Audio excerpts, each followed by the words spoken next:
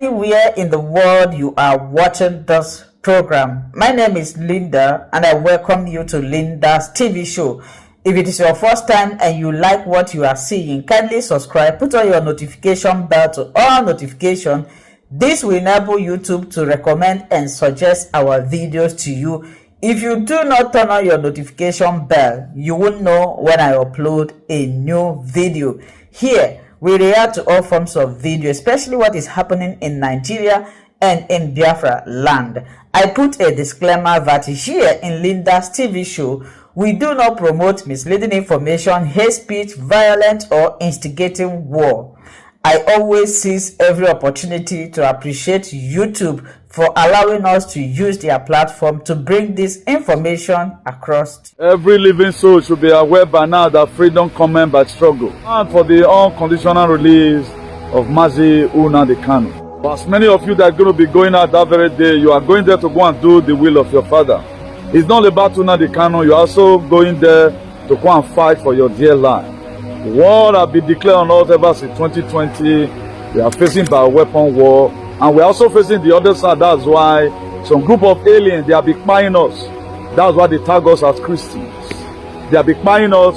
Nobody's coming to come and save us. Did you also know, through this very march, that is going to be march around the Dey0T? You know, before the wall of Jericho fell down flat, he said they march around and they were singing.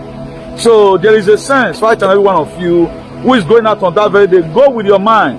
Take it that you are going there to go and do this thing for your own self. It's not about Nnamdi Kanu. It's all about demanding total freedom and liberation for our life. We don't to suffer. Are you not tired?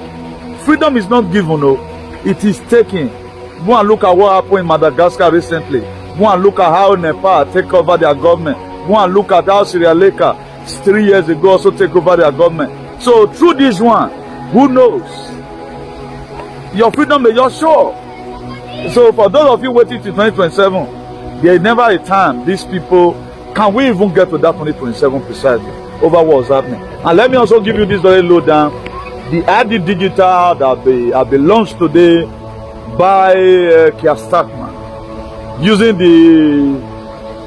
the ex-veterans, that the ex-military men or servicemen and women in the Janjaweed UK. So now they use the test now. So about 300,000 have been, you know, that's what is said to be issued. Say by 2027, everybody should be having it. Your driver license, your bank card, your whatever. So everything will not be on one particular gadget. So with one switch, you are gone. Let's say, for example, I like eating banku, and they don't say good for my body. Now I can go to supermarket at any time. I want to buy banku, or I want to buy ewi or whatever. They'll just declare them. So please, we have too much war around us. If we are able to fix up our country, we also have a home to call our own. We get advantage. These people there, they don't get. We have a central home. Here is not our home. We are strangers here. So it's our time we join our hands together to make sure we fix our society. Our soil is fertile. We have, if not because of this chemtrail, a weaponization and all of other. We thank God for Ron DeSantis, the governor of Florida, who have already put a ban. If you are caught still spraying chemtrail in the air or geoengineering in the airspace of Florida, you are going to be charged for treason. So you can see that a lot of things are all coming up. Now, one guy wrote I'm not going to be insulting him because now he no rich.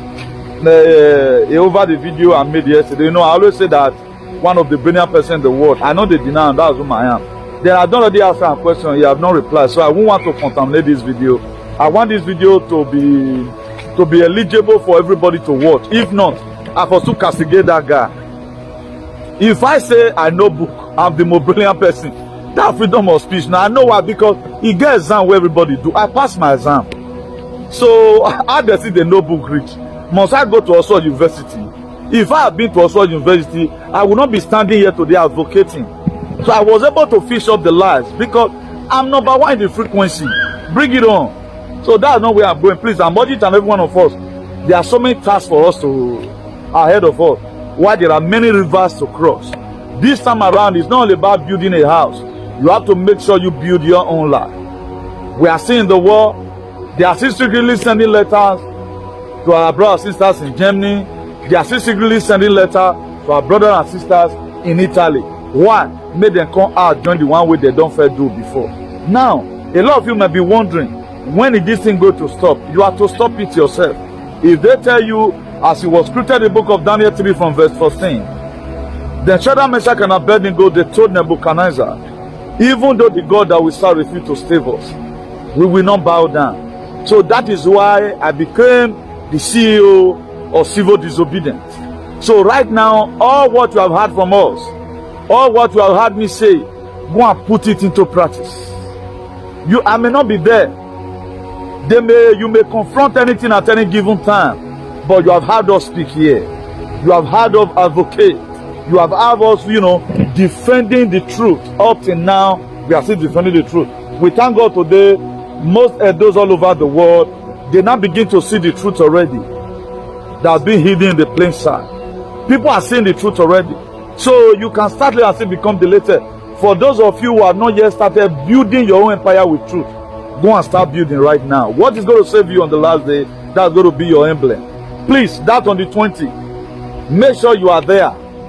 And the God of revolution will stand by you. I will fight your fight, you will hold your peace.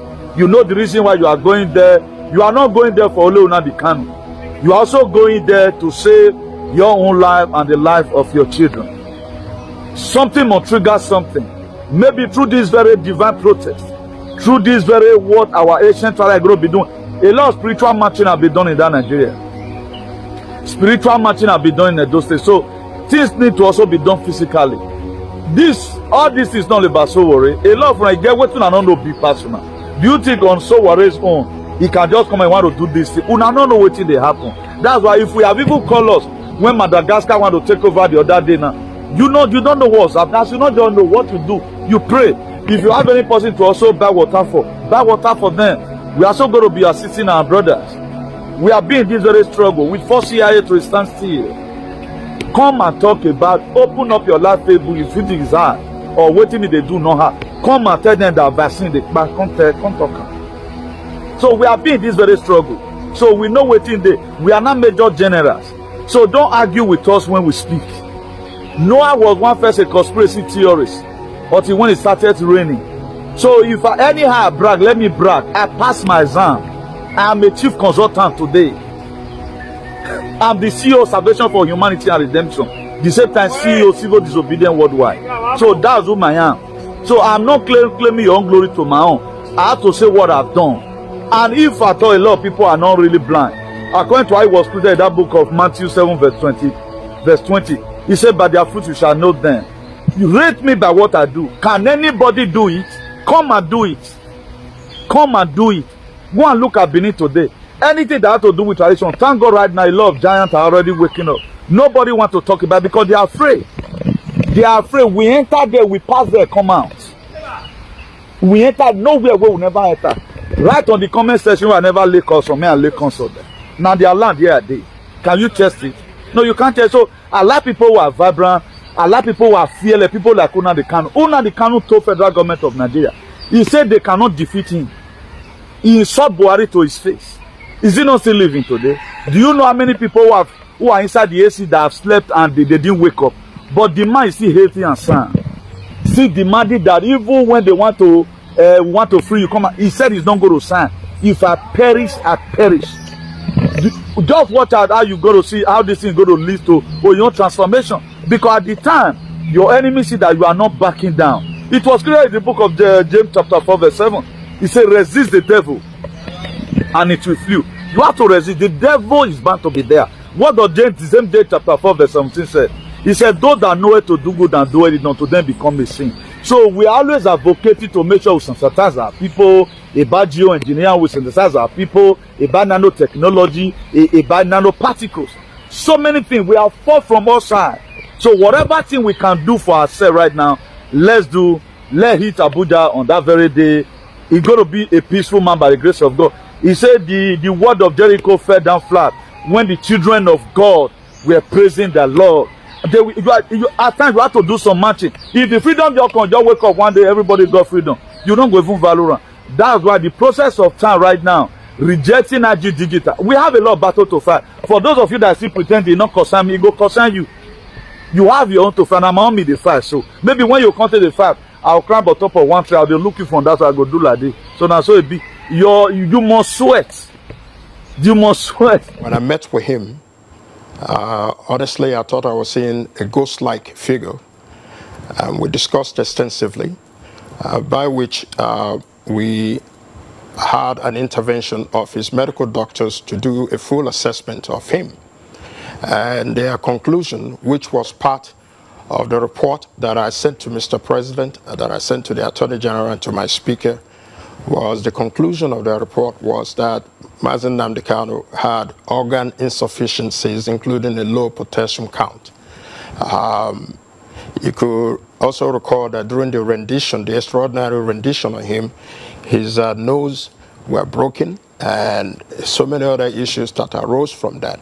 So mainly what I was saying to the Attorney General and to the Mr. President and to my Speaker was for them to urgently intervene to give him adequate medical treatment, and at the same time for them to constitute their own panel, government panel, to reassess Mazen Nnamdi Kanu with a view to look at the medical report that was in existence, which was his own medical report. And the Attorney General actually constituted a medical team to reevaluate Mazen Nnamdi Kanu. Upon their evaluation, they even went further than Mazen Nnamdi Kanu's team of doctors to also verify that there were other issues that even were not captured by Mazen Nnamdi Kanu's lawyers, doctors. So the court in its sitting also instituted another panel of Nigerian Medical Association to independently verify the other two reports and assess Mazen Nnamdi Kanu. So we are still waiting for the NMA report to be made available to the court so that we can look at how far that he has gone into the deterioration of his health. But Mazen Nnamdi Kanu, make no, we should not be under any illusion. He's sick. And if his health is not managed away from the primary health centers that he's been managed at the DSS facilities, what we are requesting for Mr. President is for him to intervene to have DSS transfer Mazen Nnamdi Kanu from a primary healthcare type facility to an adequate tertiary health facility anywhere in the country so that his health can be managed effectively. Otherwise, if by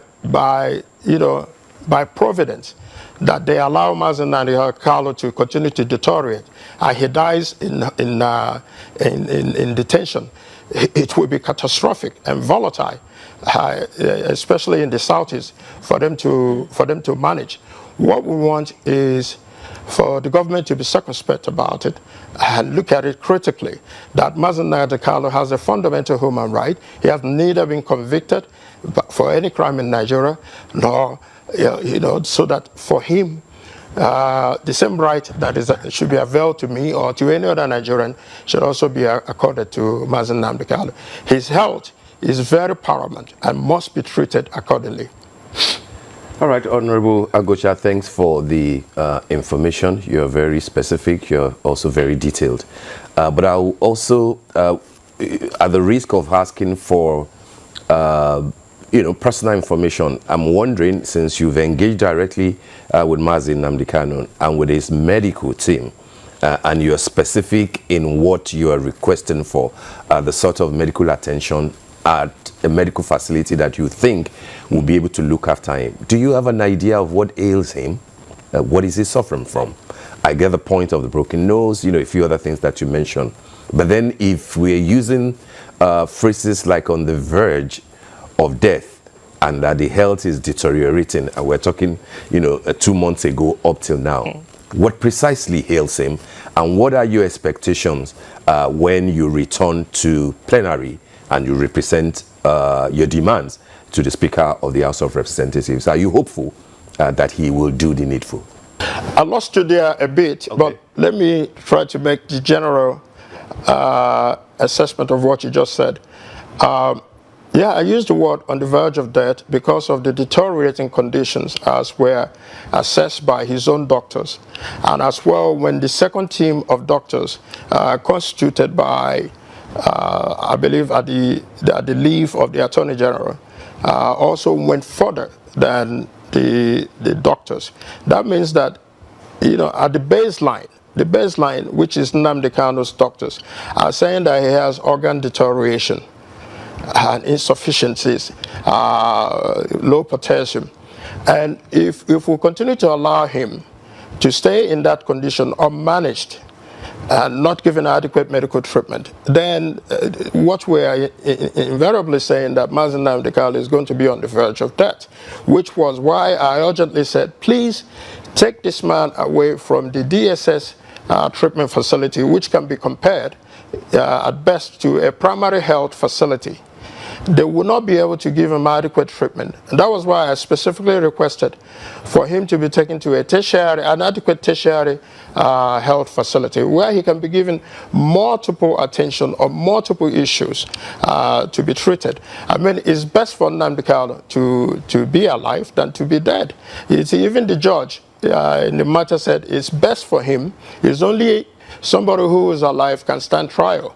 So, but fundamentally, this is something that is requested, that is due to Nnamdi Kanu as a citizen of Nigeria. Every citizen has a fundamental right to adequate health care and treatment.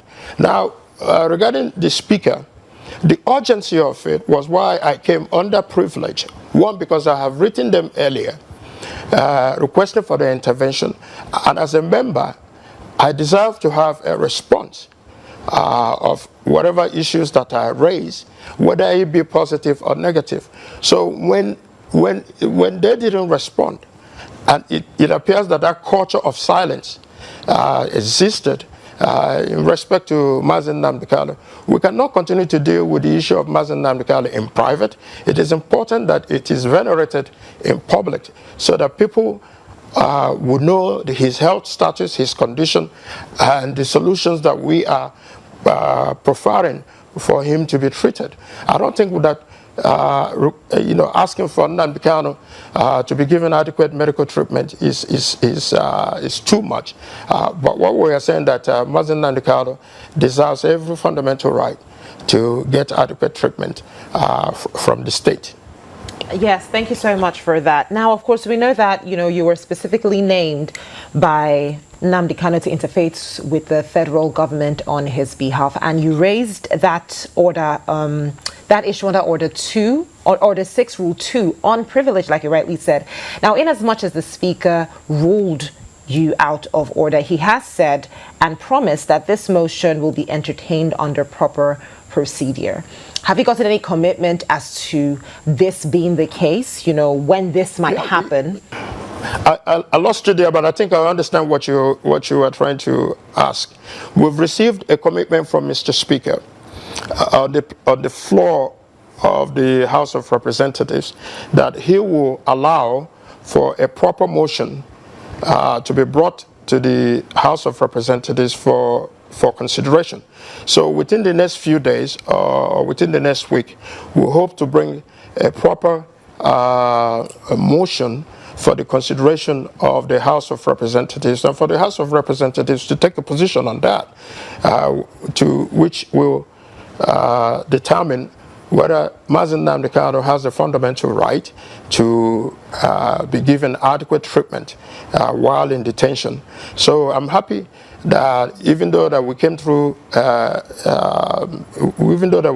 member privilege, that the Speaker has also agreed to allow for a proper motion to be put forth, and then when we hope, what we hope with not just myself, but in collaboration with other members, especially of the Southeast Caucus of the House of Representatives, that we will all come together and stand up and demand for urgent intervention of Mr. Speaker of the House of Representatives and indeed Nigeria to ensure that Mazi Nnamdi Kanu is given adequate treatment that he so deserves.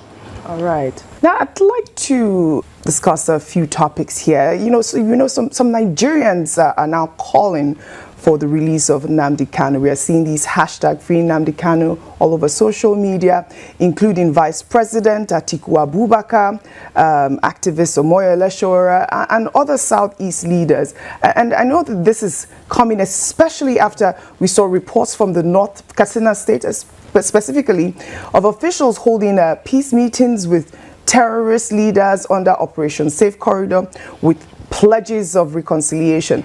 I mean, meanwhile, we know that Nnamdi Kanu, who I believe was discharged at one point in 2022 by the Court of Appeal, remains in detention. And these are the conversations that we're seeing online. Now, how do you reconcile these apparent double standard in the government's approach in dealing with Nnamdi Kanu's case? Now, do you believe there is any sort of ethnic or regional dimension to how the federal government treats security challenges in the Southeast versus the Northwest? Yeah, thank you very much for that question, OJ. Clearly, Section 40 of the Nigerian Constitution as amended guarantees the right to peaceful assembly and association. So I'm very happy that despite the veil and the veil of silence that has existed all over the country, Nigerians are waking up to their responsibility and demanding for justice for Mazi Nnamdi Kanu. And if it takes for them to have a peaceful protest, then that's what it would take. I've endorsed that, that we all should speak up now. The truth is that in Nigeria there appear to exist two sets of rules. One specifically for the Igbos and another for the other Nigerians, especially in the administration of criminal justice in Nigeria, where an Igbo man, goes through a whole lot of challenges than any other tribe in Nigeria. That bias, I don't know where it exists and comes from, maybe since after the post-Civil War. But we are all Nigerians, regardless of our ethnic backgrounds, regardless of our cultural backgrounds. The same right that exists for a Northerner, for a Yoruba man, for any other tribe otherwise minded, is the same right that should exist for the Igbo man. There shouldn't be any special exceptions. I mean, look at Nnamdi Kanu. See, look at what we are fighting is even to get treatment. There are a whole lot of people in that gap previously that were held by the state that even demanded to go overseas to get treatment for their ailments. But in Nnamdi Kanu, it seems that we have to go 10 steps further, sometimes more challenges, uphill task, to even get the government to consider giving adequate medical treatment to Nnamdi Kanu. You also look at in the administration of criminal justice, the charges that have been put forth to Mazi Nnamdi Kanu, when others that were also in the same gap were pardoned or exonerated by the court. At the determination of the court, they were free. But Nnamdi Kanu has been subjected for 10 years in trial. 10 years in trial, and to no end would that happen. So, but as of today, a lot of Nigerians are coming together to say enough is enough. Look at the recent pardon of Mr. President. He pardoned everybody, even those who are drug lords, those who have murdered people in the country. Yet Nnamdi Kanu has not been proved either through the court testimonies of witnesses or otherwise minded that he has committed any offense. Yet he's been subjugated and he's been subjected to almost like his rights as a person have been dehumanized. So what we are asking for is for the government to be able to look critically on the issue of Mazi Nnamdi Kanu, to ensure that fundamentally that this is the aspirations and hope of people, especially of the Igbo tribe, that if Mazi Nnamdi Kanu is released, it will bring about it will bring security in the Southeast, it will enhance productivity, and at the same time allow the Igbos to freely be engaged in various activities that Igbos are running away from because of high crime and criminality, banditry and assassination. So for Mr. President, it would also help Mr. President consolidate his goodwill in the Southeast. But for him, and then you look at, I'm sorry to say, but when you look at his prosecution team, every member of his prosecution team are Yoruba. So the judge is Yoruba. It now appears as if it's a war between the Yoruba tribe and the Igbo tribe. It shouldn't be like that. So for us, it is critically important for the government to be circumspect about this, and the Igbos are asking for it, and that this is our this is our hope and aspiration, that the president can consider universally the release of Nnamdi Kanu, so that Southeast can return to peace, and Nnamdi Kanu can come to his family and be engaged in productive activities as he has been previously. That he's demanding and demanding for the welfare and well-being of his people is not it's not a crime. Right. Anybody can demand for the betterment of their people. After all, their people, which are the Igbos, themselves have felt exceedingly marginalized in this project called Nigeria. But we are Nigerians. We need to come together and work together, hand in hand, to ensure that what is good for the other tribes and what is good for every other person is also good for the Igbo man, and begin to stop this hatred, biases that occur when it's an Igbo man than otherwise stated. Right, so I'm pleading with Mr. President, I'm pleading. Go ahead. You were saying yes. You're pleading to Mr. President, but I wanted to take you on that. We're pleading with Mr. President to take a second look at the issue of Nnamdi Kanu. When Nnamdi Kanu was initially arrested, he was 46 or 47 years old, and now he's about 57 years old, and still in detention, still on trial. And it is important that we'll bring all the spectacle to a conclusion and free Nnamdi Kanu as we are demanding for. I wanted to take you up on that rhetoric you made about the president granting clemency to 175 inmates and ex-convicts. Now, you know that the presidency is defending this as a legitimate exercise of constitutional powers of mercy. Now, given that you have been authorized by Nnamdi Kanu to interface with the federal government on his behalf, do you believe, now considering that he had, that Court of Appeal had discharged him in 2020, do you believe that Nnamdi Kanu should be a candidate for presidential clemency as well? Is that what you're suggesting? Have you explored this avenue? Well, the clemency starts with a conviction. Nnamdi Kanu has yet to be convicted in any court in Nigeria. Rather, he's been acquitted. Most charges against him has been discharged by a Nigerian court. The problem previously was Nigerian court were adamant and were not obeying court orders. So we want this president, like I said, to be circumspect as to many discharges that has happened in the case of Nnamdi Kanu. But on the whole, the president should be holistic. What is the best interest for the Southeast?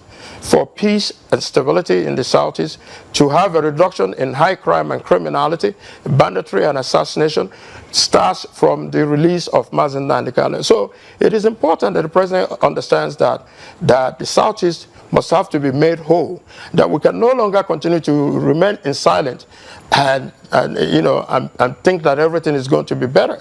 So what I'm pleading with Mr. President is, if he's listening today, Mr. President, we know that you are the original Jagaban, that you have the authority, constitutional authority, to bring these matters to a close by even invoking Section 174 of the Constitution to ensure that the discontinuation of the trial. Let us sit on a table, political round table, and seek common solutions to this. The Southeast are asking unequivocally for the release of Nnamdi Kanu. The entire Nigerians, as you will see maybe on October 20th, will come out in droves to demand for the release of Nnamdi Kanu. I believe that the president is a listening and attentive president, and I'm sure that he has heard various voices, and I'm sure that he's also looking for a solution on how to be able to solve this issue. I said previously that I will make myself available to come to discuss with the government at all levels. They've also availed me opportunities in the past, but for now, for all of us to come together and find a common solution that will bring about the discontinuation of the trial and the health situation of Nnamdi Kanu, to ensure that we have peace and stability in the Southeast. I think those should be the paramount issues to talk about. All right, Honorable Agocha. And like you said, I've been given his mandate. Okay. I've been giving his mandate, yes, his legal mandate, to ensure that we negotiate with the federal government of Nigeria and to ensure that we seek a political solution that will bring all this to an end. All right, very well said, Honorable Agocha.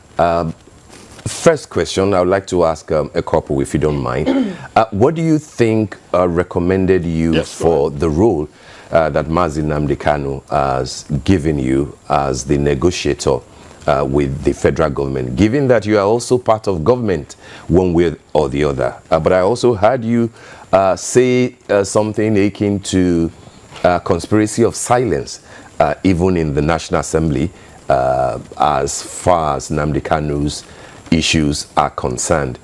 What recommends you for this role, and what specific holistic move do you think that you have made as Southeast, as Igbo nation, to consider what Ohanaeze has always, tried to say, that it is political solution that can ultimately free Nnamdi Kanu? I'm asking this because you are also endorsing the protest, peaceful protest, we've been told, but then you are endorsing it on the one hand, and then on the other hand, you seem to be asking for a political solution. Do you think that the two can cohabit peacefully, given that you even use the word hatred when it comes to matters of the Igbo? So I'm trying to put all these things together to say, where precisely do you stand? A protest or peaceful negotiations to get Nnamdi Kanu sorted? The Americans say you can walk and chew gum at the same time. So I can still support the protest because it is a guarantee of the Constitution. Like I said, Section 40 of the Constitution guarantees the right for peaceful assembly and association. So Nigerians are guaranteed to that. I am also a Nigerian. If I feel that I need to protest against the silence, against the repeated culture of silence in respect to Nnamdi Kanu, the injustice that has been meted to Nnamdi Kanu, then it is my right as well, despite also being in government, to say, no, this is my primary constituent, which is Nnamdi Kanu, that I do not like how he's been treated, especially the administration of criminal justice, especially as it held in regards to his health conditions. So on that side, I do not see that it is anything unusual or extraordinary for me to endorse such. Anywhere we can get Nigerians to come and put pressure on the government to ensure that Nnamdi Kanu is adequately taken care of, or to ensure that Nnamdi Kanu is released, then that assembly, peaceful assembly, has my endorsement. Then on the other hand, I'm the representative of Nnamdi Kanu. I've known Nnamdi for a very long time. We went to primary school together. He was my junior. Went to secondary school together. We lived in the same home here. He's my constituent. So it is my responsibility in government to speak not just for him, but for many others in that gap of injustice. So it's my responsibility as well. Now, for him to have given me the mandate to negotiate means the highest confidence that he has and trust that he has in me, to know that I will stand by him unequivocally regardless of the circumstances, and that that I will be there to speak up, to ensure that his matter is given a national urgency that he has been given right now. So on that basis, I am confident that with my relationship with my colleagues, with my relationship with other people in government, that we can bring about a political solution. Initially, we had 60 members of the House of Representatives that signed a letter, if you recall, 60 members from all political delineations, backgrounds, that signed a letter to Mr. President, and up to another group of 180, half of the House of Representatives, that signed a letter to Mr. President. So on a political scale, we believe that if all the Igbos come together, it's not just Obi Agocha, if all the Igbos, if all Nigerians of goodwill, of good conscience come together, that we can sit with the administration and negotiate a political solution that will be in the best interest of Nigeria, that will be in the best interest of Nnamdi Kanu, and that will also be in the best interest of the Igbos, the Southeast in general, who are themselves bearing the brunt of high crime and criminality, banditry and assassination and kidnapping that are so prevalent in the Southeast. So I believe that this is a unique opportunity for the government again to look towards, with us look towards finding a common solution to this problem. Nnamdi Kanu has suffered enough. He has been prosecuted enough, and yet has not been convicted of any crime. Rather, most of the charges, 15 charges, were initially filed against him on terrorism, and of those 15 charges, 8 has been dismissed by a competent court of jurisdiction. The remaining 7, we still believe, based on the evidences presented in court, that the federal government has yet to prove otherwise, that Nnamdi Kanu has done something extraordinary to be charged with the high level of terrorism charges that have been given to him. And now you also remember the extraordinary rendition of Nnamdi Kanu. Nnamdi Kanu was kidnapped from Kenya, brought to Nigeria. On what basis does the Nigerian court has jurisdiction to even try Nnamdi Kanu in the first basis? So, but these are the things that we have to look at in whole with the administration and seek a common solution. We want peace. We want peace in the Southeast. We want peace in Nigeria. And we want everybody who goes through, especially in the administration of criminal justice, to ensure that, nobody is marginalized simply because of their race, or marginalized simply because of their religion.